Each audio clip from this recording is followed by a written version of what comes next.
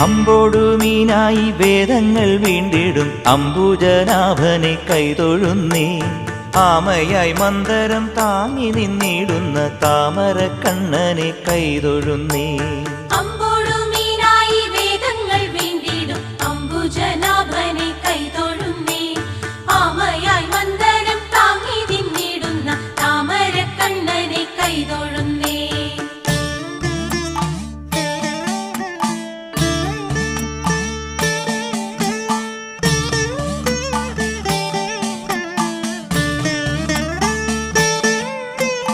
ഇക്ഷിതിയെ പണ്ടു പന്നിയായി വീണ്ടിടും ലക്ഷ്മി വരനാഥ കൈതൊഴുന്നേൻ.